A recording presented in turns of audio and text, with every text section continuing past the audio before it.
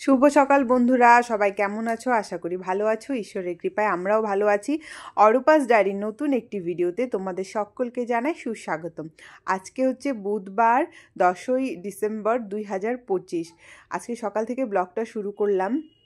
সকালে যে সমস্ত টুকটাক কাজকর্ম থাকে সব সারা হয়ে গেছে, স্নানও হয়ে গেছে, পুজো দেওয়া কমপ্লিট। এখন এই যে ছেলে উঠে গেছে অনেক আগেই, ছেলেকে খাইয়ে দিয়েছি। ছেলে এখন পড়ছে, আর ওর টিচার এসছে, এখন পড়ছে। আর ওর বাবা হচ্ছে ঘুমিয়েছিল, মানে আমার হাজব্যান্ড ঘুমিয়েছিল, ও উঠলো। তারপরে যে এখন বিছানাটা তুলে নিচ্ছি। আমি এখন পর্যন্ত কিছু খাইনি, পাশে বিছানাটা আগে তুলে নিই, তারপরে হচ্ছে চা বানাবো, মুড়ি মাখবো, চা বানাবো। আমি মুড়ি আর চা খাবো, আর আমার হাজব্যান্ডকে হচ্ছে দুধ সুজি কলা দিয়ে খেতে দেবো। তো আমি সকালবেলা দুধ সুজি কলা আগে খেতাম, বা ওই দুধ মুড়ি কলা এগুলো খেতাম, মাঝে মাঝে খেতাম। তারপরে না এখন না কেমন হয়ে গেছে, চাটা না প্রচণ্ড নেশা হয়ে গেছে। তো চায়ের নেশাটা ছাড়াতে হবে, চাটা এত খাওয়া ভালো না। তো সকালবেলা করে কয়েকদিন থেকে খুব চা খাচ্ছি, তো চাটা আমার ছাড়াতে হবে। এত পরিমাণে চা খেলে আবার লিভারের গন্ডগোল হয়ে যাবে, তাই না? মানে চা খাওয়া ভালো, লাল চাটা খাওয়া ঠিক আছে, লিকার চাটা খাওয়া ঠিক আছে, কিন্তু ওই দুধ দিয়ে চাটা খাওয়া কিন্তু ক্ষতি। মাঝে মাঝে খেলাম, সে আলাদা ব্যাপার। আগে কিন্তু মাঝখানে মানে আমার চায়ের কোনো দিন নেশা ছিল না, কিন্তু হঠাৎ করে চায়ের নেশা হয়েছিল, কারণ আমার শ্বশুরমশাই ছিলেন যখন, তখন শ্বশুরমশাই সন্ধ্যাবেলা করে, উনি একটু খাদ্য রসিক মানুষ ছিলেন, খাদ্যপ্রিয় মানুষ। তো উনার হচ্ছে একটু রসিয়ে কষিয়ে খাওয়া খুব পছন্দ ছিল। তো সন্ধ্যাবেলা করে একদম পুরো দুধ দিয়ে 1 কাপ চা বানিয়ে দিতাম উনার জন্য। তো আমাকেও বলতো যে তুমিও বানাও, তুমিও খাও। তো এরকম দুজনে মিলে টিভি দেখতাম, খবর দেখতাম, আর চা খেতাম। ওইখান থেকে আমার চায়ের নেশাটা হয়ে গেছিলো। তারপর মাঝখানে যখন বেবি হলো তখন তো ছাড়িয়ে দিয়েছিলাম, চায়ের নেশাটা একদম ছেড়ে দিয়েছিলাম। এখন আবার কি হচ্ছে, মানে সকালে মানে এই বিগত কয়েক মাস থেকে আমার খুব চায়ের নেশা হয়ে গেছে। এই যে ম্যাডাম আসে, ম্যাডামকে জিজ্ঞেস করি যে ম্যাডাম চা খাবে, যদি বলে হ্যাঁ খাবে। এখন দেখো, একটা মানুষকে ডেলি ডেলি লিকার চা দেওয়াটা তো ঠিক না। তো আগে প্রথম প্রথম কিন্তু ম্যাডামকে আমি সেরকম একটা দুধ চা দিতাম না। তো এখন না খারাপ লাগে দুধ চা, মানে লাল চা দিতে। তো এই দুধ চাটাই করা হয়, তো ম্যাডামকেও দিই, আমিও খাই। এরকম করতে করতে এখন ম্যাডাম না আসলেও আমি চা বানিয়ে খাই, এরকম একটা নেশা হয়ে গেছে। তো এই নেশাটা ছাড়াতে হবে। একদমই ভালো না এই নেশাটা। আর এদিকে দেখো, তোমাদের সাথে কথা বলতে বলতে আমার বিছানাটা তোলা হয়ে গেছে। আমি একটু স্পিডে দিয়েছি, হ্যাঁ, কারণ না হলে অনেকটা টাইম লাগে না, তার জন্য স্পিডে দিয়েছি। আর এদিকে বিছানাটা মুছে নিচ্ছি। খাটটা বলো তো কি, আমি প্রত্যেক দিনই একবার করে মোছার চেষ্টা করি। তো আজকে যখন একটু টাইম আছে, তখন ভাবলাম যে মুছে নিই ভালো করে, না হলে গ্লেজটা নষ্ট হয়ে যায়, তাই না? খাটটা বার্নিশিং করিয়েছি, বেশি দিন হয়নি, 1.5 বছরের মতো হয়েছে। তো ক্যামেরাতে কতটা কি লাগে জানি না, সামনের থেকে বেশ নতুন নতুনই লাগে। আরও মুছে টুছে রাখলে তো আরও বেশি পরিষ্কার হয়। আর এই খাটের যে ডিজাইনগুলো, এগুলো ভেতরে ভেতরে যখন ওই বালি ঢুকে যায় না, এগুলো পরিষ্কার করতে খুব কষ্ট হয়। তখন আমি কি করি, টুথব্রাশ আছে না, টুথব্রাশ দিয়ে এগুলো ঘষে ঘষে পরিষ্কার করি। আমার কেন জানো না, ধুলোর সাথে আমার একটা শত্রুতা, আমি ধুলো বালি একদম পছন্দ করি না। জিনিস যত চকচকে থাকবে তত দেখতে সুন্দর লাগে, তাই না? এই যে দেখো, বিছানা তোলা কমপ্লিট হয়ে গেছে।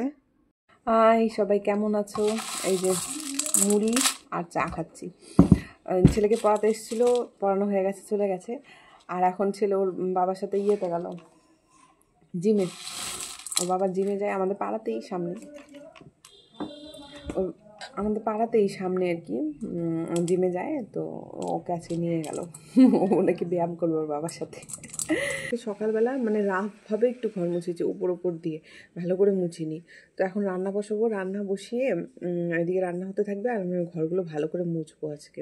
কালকের ভিডিওতে আমি অনেক রেসপন্স পেয়েছি, অনেক কিছু তোমরা কমেন্ট করে জানিয়েছো। তো তাদেরকে অনেক অনেক অনেক ধন্যবাদ জানাই। তো এইভাবে প্লিজ আমার ভিডিও দেখো, যদি ভালো লাগে অবশ্যই কমেন্ট করে জানাবে, আর যদি খারাপ লাগে সেটাও জানাবে, যে আমার ভুল ত্রুটিগুলো আমাকে প্লিজ একটু ধরিয়ে দেবে। তো তোমাদের সহায়তায় কিন্তু আমি এগিয়ে যেতে পারবো, আর আমাকে সহায়তা করলে আমি অবশ্যই তোমাদের সহায়তা করব। আর সবাইকে অনেক অনেক ধন্যবাদ আমাকে সাপোর্ট করার জন্য, আর আমার ভিডিও প্রথম থেকে শেষ পর্যন্ত দেখার জন্য অনেক ধন্যবাদ। ফুলকপিটা নষ্ট হয়ে যাচ্ছিলো, তাই আজকে কেটে নিলাম তরকারি করার জন্য। এদিকে ভাতও বসিয়ে দিলাম, আর এদিকে নুন হলুদ দিয়ে ফুলকপিটা একটু স্টিম করে নিব। ফুলকপিগুলো ভাপিয়ে নিব, তারপরে হচ্ছে রান্না করব পালং শাক। আর এই ফুলকপি দিয়ে মটরশুঁটি দিয়ে আলু দিয়ে তরকারি করব, আর পালং শাক করব শিম দিয়ে। দেখো হালকা হালকা হাওয়া দিচ্ছে, কাপড়গুলো দুলছে।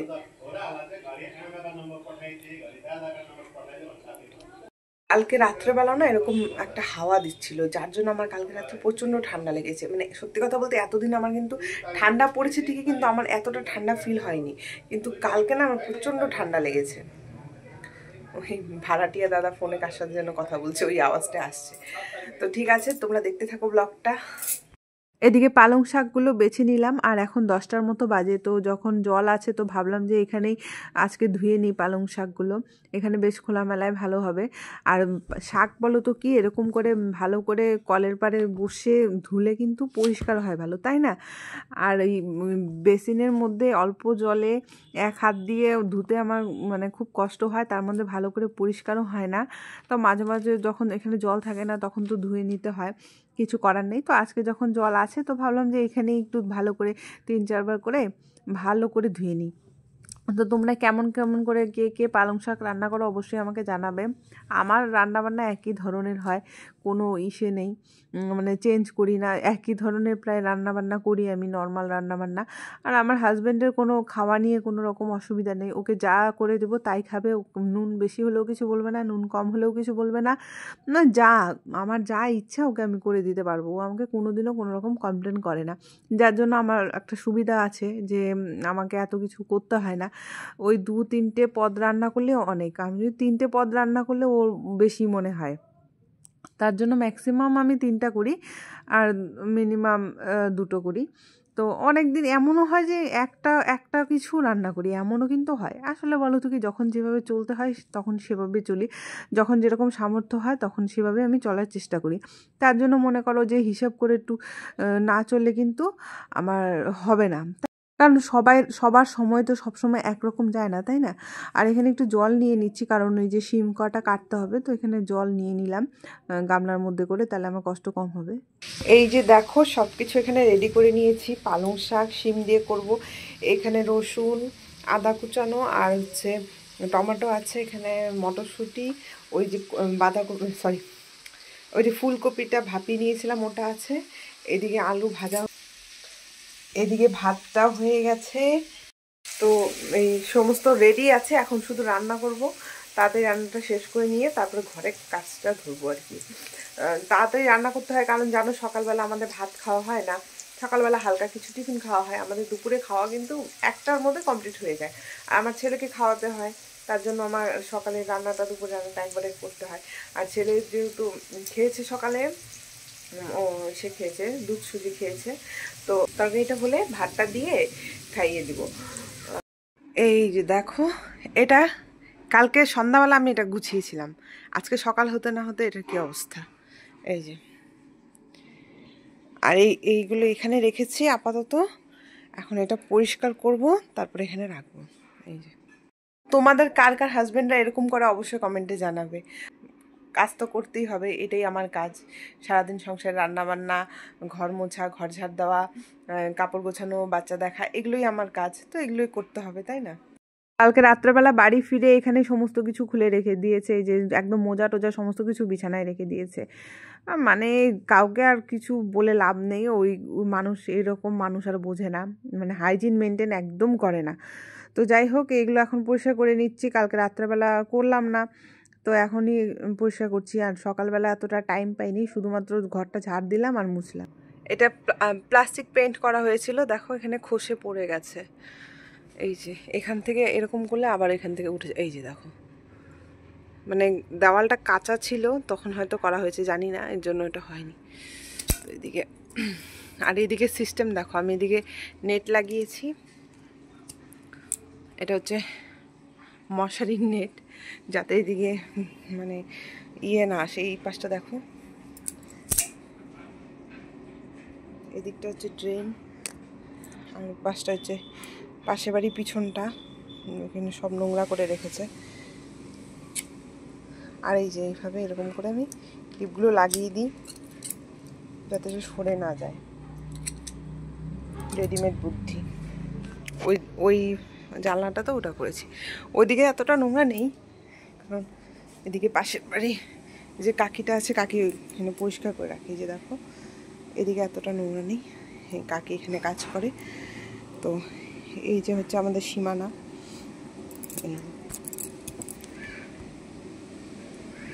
এই যে হচ্ছে আমাদের সীমানা। তো বাবান জিম থেকে চলে এসছে, তোমরা তো ভিডিওতে শুনতে পেলে মা মা করে ডাকছিল, তার জন্য ভিডিওটা আমি কেটে দিলাম। তো ও আসলো, ওকে বললাম যে তুমি একটু খেলো, আমি ওদিকে রান্না হচ্ছে, রান্নাটা হোক, আর তারপরে রান্নাটা হয়ে গেলে তোমাকে একটু খাইয়ে দিব, তারপরে তোমাকে স্নান করিয়ে দিব। তো ওদিকে ও খেলছে। আর জিম হচ্ছে আমাদের বাড়ি থেকে বেশি দূরে না, এই আমাদের বাড়ি থেকে 2-3টে বাড়ির পরে হচ্ছে জিম। তো ওর বাবা রেগুলার জিম যায়, আর আমার ছেলে কোনো দিনও যায়নি। আজকে ও ফ্রি ছিল, ওর পড়া হয়ে গেল, তার জন্য ওর বাবা ওকে জিমে নিয়ে গেল। তো আমি যখন মুড়ি খাচ্ছিলাম অলরেডি, তো কিন্তু তখন পড়া হয়ে গেছে ওর। কি জানি আজকে ওর বাবার কি মনে হলো, ওকে নিয়ে গেল। কি আর করবে, কি ওখানে তো বসেই থাকবে। তো আমার একদিকে ভালোই হলো যে ওর দিকে অতটা খেয়াল রাখতে হয়নি আমার, না হলে তো বাড়িতে থাকলে বাবা কোথায় গেলি, বাবা কি করলি, এইসবই বলতে থাকি, সবসময় ডাক খোঁজ করতে থাকি, ডাকতে থাকি। হ্যাঁ, মানে একটু আমার ওর যদি আমার থেকে নজর থেকে সরে যায়, তাহলে আমার মানে ভয় লাগে। কেন বলো তো, আমাদের বাড়ির সামনে একদম রাস্তা, তো রাস্তা দিয়ে কখন গেটটা খুলে বেরিয়ে যাবে, মানে আমাদের গেটটা থেকে বের হতেই একদম টার্নিংটা পড়ে। তো যার জন্য বাইক থেকে আসলে না অনেক সময় লক্ষ্য করা যায় না। তো আমার যে বড় ভাসুরের ছেলে আছে, ও তো মোটামুটি 3-4বার বাইকের সামনে পড়েছে, এমনভাবে বাইক ব্রেক করেছে। আর তা আমাদের চারিদিকে এত কিছু শুনতে পাচ্ছি, এর মধ্যে আমাদের সাথে একটা ঘটনা ঘটে গেল, বাবার সাথে যে ঘটনাটা ঘটলো। তো এর জন্যে আমি প্রচণ্ড রকম ভয় পাই। তার জন্য মানে বাচ্চা মানুষ তো হয়তো গেট খুলে বাইরে চলেও যেতে পারে, ও যেহেতু যায় না, ও সচরাচর যায় না, কিন্তু তাও বলো তোকে একটা ভয় কাজ করে সবসময় মনের মধ্যে। যার জন্য ওকে আমার সব সময় লক্ষ্য রাখতে হয়। ওই উঠানে খেলতে থাকে, খেলতে খেলতে বাচ্চা মানুষ কখন চলে যাবে বাইরে, তার জন্য মানে আমার একটু টেনশনে থাকি। একটু যে কাজই করি না কেন ওকে সবসময় ডাকি, ও উত্তর দেয়, ব্যাস তারপরে আমার শান্তি। মানে আমার মতো যারা একা একা বাচ্চা নিয়ে থাকো, তারা অবশ্যই আমার সাথে রিলেট করতে পারবে, তাই না? একা একা বাচ্চা সামলানো কিন্তু এতটা সোজা না। তো এখন যাই হোক, কোলে রাখতে হয় না। আগে তো যখন ছোট ছিল তখন ওকে কোলে নিয়ে এক কোলে নিয়ে সমস্ত কাজ করতে হতো। তো যাকে ওসব কথা বলে লাভ নেই। কারা কারা আমার মতো একা একা বাচ্চা মেনটেন করো, তারা অবশ্যই কিন্তু কমেন্টে জানাবে। আর এইগুলো ঘরও সকালবেলা ঝাড় দিয়েছি, তো এখন ভাবলাম যখন ঝাড় দিচ্ছি সমস্ত ঘরই ঝাড় দিয়ে নিই। দিনের মধ্যে 2-3বার করে তো আমার ঝাড়ু দেওয়া হয়ে যায়। আমার পায়ে যদি একটা বালির কণা লাগে, তাতেই আমার খুব অসুবিধা লাগে, আমার একটা বিরক্তি বোধ হয়। তো অনেকে আমাকে অনেক কিছুই বলতে পারো, কিন্তু আমার কিছু করার নেই, এটা আমার কি বলবো, এটা আমার জন্মগত দোষ বলতে পারো। মানে আমি একদমই ধুলাবালি আমি একদম সহ্য করতে পারি না। তো আর কি বলবো, আমার মতো কারা একটু খুঁতখুঁতে আছো, অবশ্যই কিন্তু আমাকে কমেন্ট করে জানাবে যে হ্যাঁ দিদিভাই, আমিও তোমার মতো এরকমই, আমিও। তো এইগুলো ঝাড় দিয়ে এই পাশ দিয়ে ফেলে দিচ্ছি, তারপর যখন উঠোনটা ঝাড় দিব তখন ওই দিক দিয়ে ঝাড় দিয়ে নিব। দেখো ধুলো কিন্তু কিছুই নেই, দেখো, তবুও আমার এটা একটা অভ্যাস। মানে আমার সবসময় ঘরটার মানে ঝাড় দিয়ে না রাখলে মনে হয় কি যে কিছু করলাম না এরকম একটা ফিলিংস হতে থাকে। তো যাই হোক, একটু ঝাড়ু দিয়ে নিয়ে তারপর ঘরগুলো ভালো করে মুছে দেবো। তো এই পাশটা তো তোমাদের বেশি একটা দেখানো হয় না, এই পাশটা আজকে দেখিয়ে দিলাম যে এই পাশেও যে একটা বারান্দা আছে দেখিয়ে দিলাম। সেদিন আমি পর্দা ধুয়ে দিয়েছিলাম, মনে আছে? আমি বলেছিলাম পরে ইয়ে করব, লাগাবো পর্দাগুলো। তো সবগুলো পর্দা লাগানো হয়ে গেছিলো, শুধুমাত্র ওই মিউজিক রুমের পর্দাটা আমার লাগানো হয়নি। তো ওই পর্দাটা ওই বিছানার উপরে ছিল। তো এখানে এই যে এখানে আলতা ফেলে দিয়ে আমি বকবো, সেই ভয় কি করেছে, ওখান থেকে পর্দা এনে এখানে দিয়ে দিয়েছে। ওর জামা কাপড় সব তো আলতায় নষ্ট হয়ে গেছে, এটাও নষ্ট হলো, প্লাস ওই পর্দাটাও নষ্ট হলো।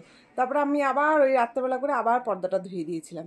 তো তোমাদের সাথে কথাটা শেয়ার করা হয়নি, আজকে আমি শেয়ার করলাম। তো বাচ্চারা দেখো, এরকম কিন্তু আমরাও করেছি ছোটোবেলায়, বলো, মানে মা বাবার ভয়ে মানে অনেক কথা লুকিয়ে গেছি। অনেক কিছু মনে করো, খেলনা যখন ভেঙে গেছে তখন মানে লুকিয়ে রেখেছি, দেখাইনি বা কিছু, এরকম কিন্তু আমরাও করেছি। তো ছোটোবেলায় এইসব ছোটো ছোটো জিনিসগুলো কিন্তু ভালো লাগে, বেশ মজাদার, তাই না?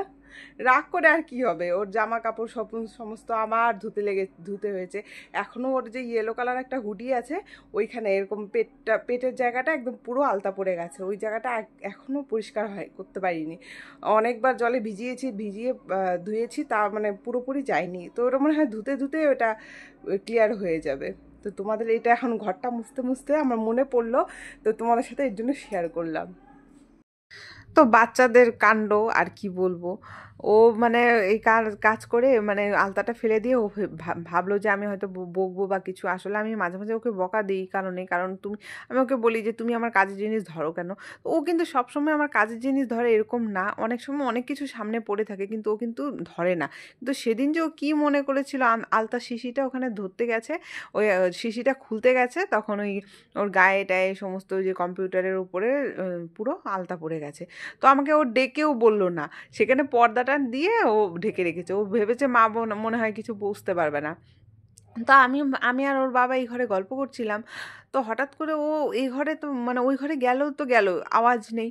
তা ও আওয়াজ না করলে আমার আবার একটু সন্দেহ হয়, আমি তো গেলাম, তো গিয়ে দেখি এই কাণ্ড, হাতে পায়ে মুখে পুরো আলতায় আলতা। তুমি কোথায় গিয়েছিলে? বাবা দেখি বডিটা, এদিকে আসো একটু দেখাও বডিটা। ওরে বাবা, জিমে গিয়েছিলে কার সাথে? তাই? কেমন করে ব্যায়াম করেছো একটু দেখাও। ওরে বাবা, হ্যাঁ তাই?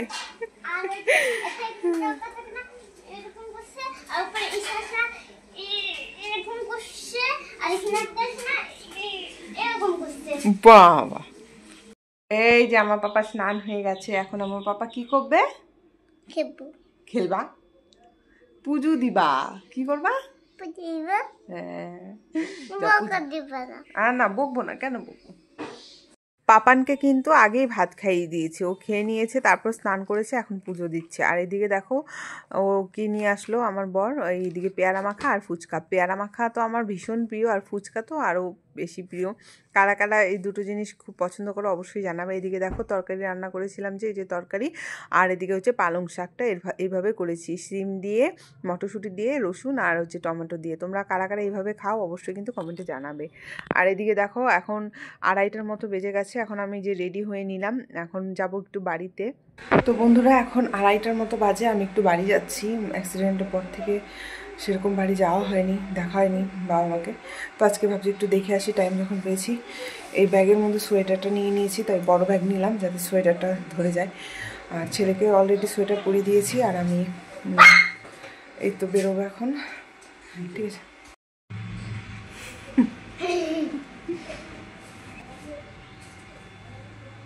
চেনটা লাগাবা না জ্যাকেটে? না, আমার ভালো লাগে না। বাড়িতে পৌঁছে গেছি, এখন গল্প করছিলাম বাবার সাথে। বাবা ওদিকে দেখো বিছানায় বসে আছে। তাকাই দিকে, কি দেখো তুমি? দেখি শর্ট ভিডিও। দিদুন ভাই আস্তে আস্তে শর্ট ভিডিও শুরু। এই যে এদিকে চা দিয়েছে মা, চা খাচ্ছি। আর ওইদিকে ভিডিওটা আমার বোন করেছিল আমার ছেলেকে নিয়ে, যে ভিডিওটা সেদিন যে চারাগুলো লাগানো হয়েছিল, সেদিন যে নার্সারি থেকে আমি আর আমার বোন যে চারাগুলো নিয়ে আসলাম এখানে লাগিয়েছিল, তোমরা তো দেখেছিলে ভিডিওতে, সেগুলো দেখো অনেকটা কিন্তু গ্রোথ হয়েছে, এইগুলোই দেখছিলাম।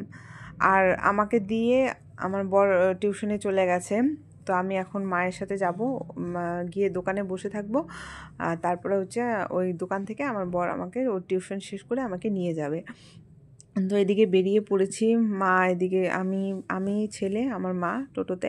তো আজকে টোটো মা বলে রেখেছে, কারণ বাবার যেহেতু এখন মানে পা নিয়ে সেরকম একটা যাতায়াত করতে পারে না, মানে এখন বাইক টাইক চালানো নিষেধ আছে, তার জন্য বাড়িতেই আছে।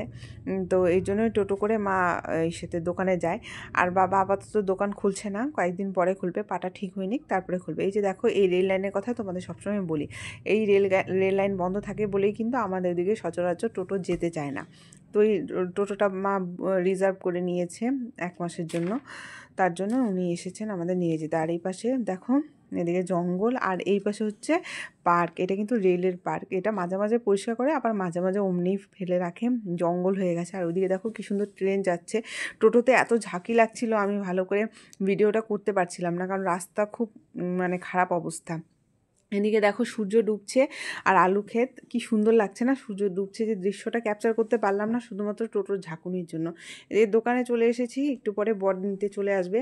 আর ছেলে দেখো দিদনের কোলে বসে এদিকে মোবাইল দেখছে। মানে চান্সে ডান্স। আর আমি এদিকে এই যে বসে আছি, দেখো 5:30 বেজে গেছে, এখনই চলে আসবে। ও আসলে আমরা তারপরে চলে যাব। তো বন্ধুরা এখন বাড়িতে আসলাম, এখন আর কথা বলার সময় নেই। ড্রেস চেঞ্জ করিনি, ড্রেস চেঞ্জ করব। ড্রেস চেঞ্জ করে আগে গোপালকে শয়ন দিব, গোপালকে সেবা দিয়ে গিয়েছিলাম। আর গোপালের কাছে শুকনো খাবার রেখে গেছিলাম। এখন আর সন্ধ্যা দেওয়ার টাইম নেই, এখন অনেক বেজে গেছে। তো এখন আর সন্ধ্যা দিব না, শুধুমাত্র গোপালকে আরেকবার সেবা দিব, সেবা দিয়ে শয়ন দিব। তো ঠিক আছে, আজকে ভিডিওটা এতটুকুই ছিল। ভিডিওটা শেষ পর্যন্ত দেখার জন্য অনেক অনেক ধন্যবাদ সকলকে। আমার আন্তরিক ভালোবাসা জানাই, আর এভাবে আমার পাশে থেকেও সবাই। দেখা হচ্ছে পরবর্তী আরেকটি সুন্দর ভিডিওতে, ততক্ষণের জন্য টাটা বাই বাই। সবাই সুস্থ থেকো, ভালো থেকো। টাটা টাটা করে দাও। রাধে রাধে।